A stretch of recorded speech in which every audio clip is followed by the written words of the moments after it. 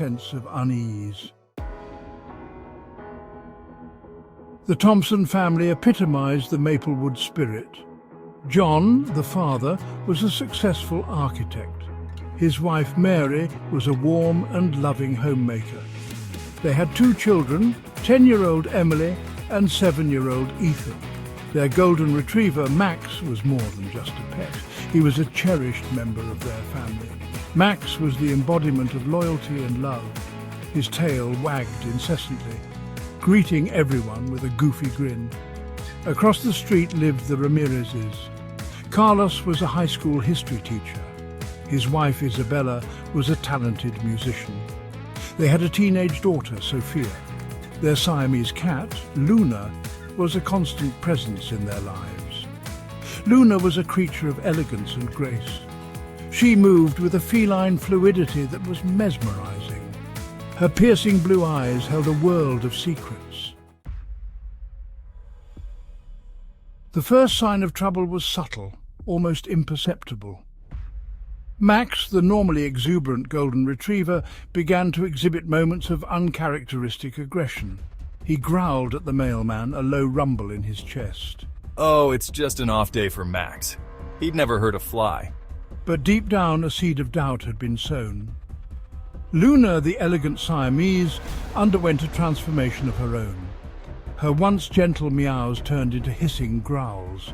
She scratched Sophia, leaving angry red welts on the girl's arm. It's probably just stress. Luna's reacting to the changes in Sophia's teenage life. But the intensity in Luna's eyes was unsettling. Then came the night that shattered the tranquility of Maplewood. It began like any other night. Families gathered for dinner.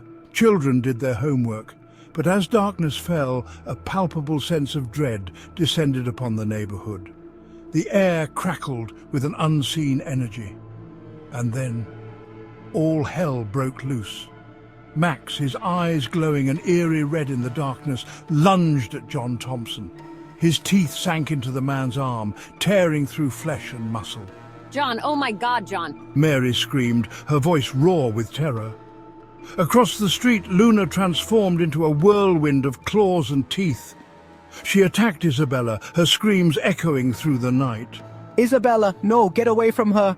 Carlos rushed to his wife's aid, but Luna was relentless. Her attacks were swift and brutal. Sophia watched in horror, her screams lost in the cacophony of violence. The following days were a blur of shock and disbelief. The idyllic peace of Maplewood had been shattered, replaced by fear and suspicion. The attacks on the Thompsons and the Ramirezes were not isolated incidents. Reports of similar attacks surfaced throughout the neighborhood. Pets, once beloved companions, had turned on their owners with terrifying ferocity. The authorities were baffled. Veterinarians were at a loss. Something was terribly wrong. Whispers of conspiracy began to circulate. Was it a virus, a government experiment gone wrong, or something even more sinister? Fear hung heavy in the air, as thick as the humid summer air. The residents of Maplewood, once a close-knit community, now eyed each other with suspicion.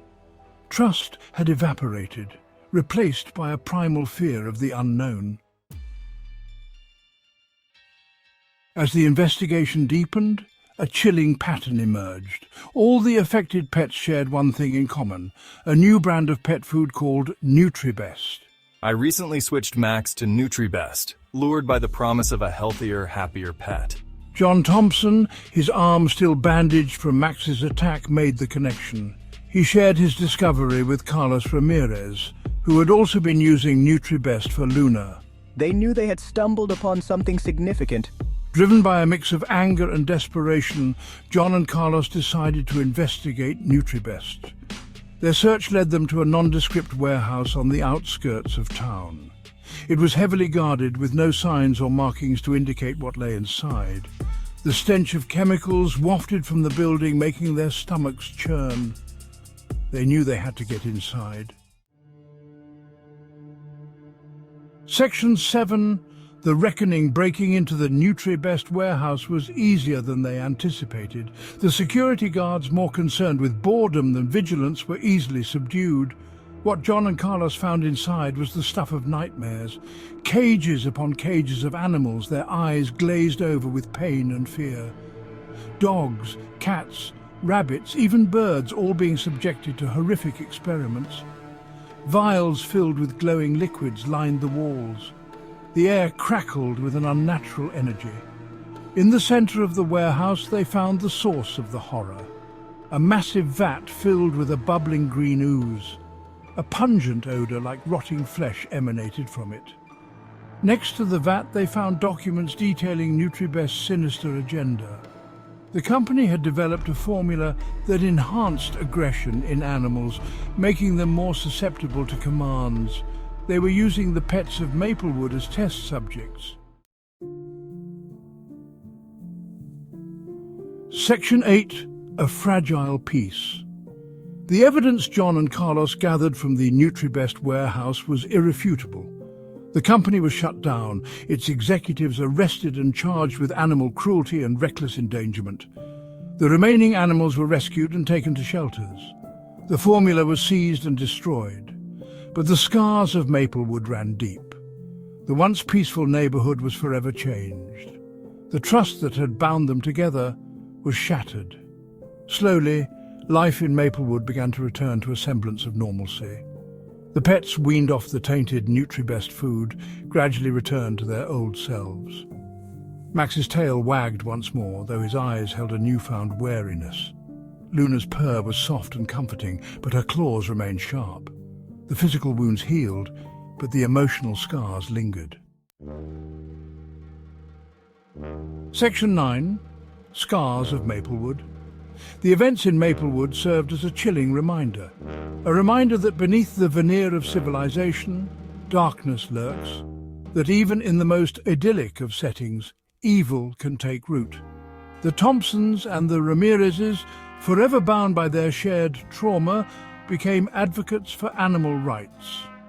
They spoke out against corporate greed and the horrors of animal testing. They dedicated their lives to ensuring that what happened in Maplewood would never happen again. But the memories remained. The chilling growls, the glint of teeth in the moonlight, the screams that echoed through the night. They haunted their dreams, a constant reminder of the fragility of peace and the ever-present potential for darkness to resurface. Section 10. A Cautionary Tale. The story of Maplewood became a cautionary tale, a story whispered in hushed tones, a reminder to cherish the bonds we share with our animal companions, and to be ever vigilant against those who would exploit and abuse them for profit.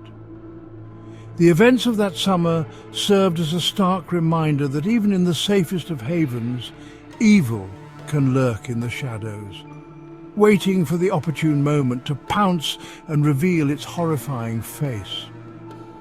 The residents of Maplewood, forever marked by the experience, emerged stronger, more united, determined to prevent such horrors from ever happening again. But they never forgot the lessons learned, the fragility of trust, the importance of vigilance, and the haunting truth that sometimes the most terrifying monsters are the ones we welcome into our homes.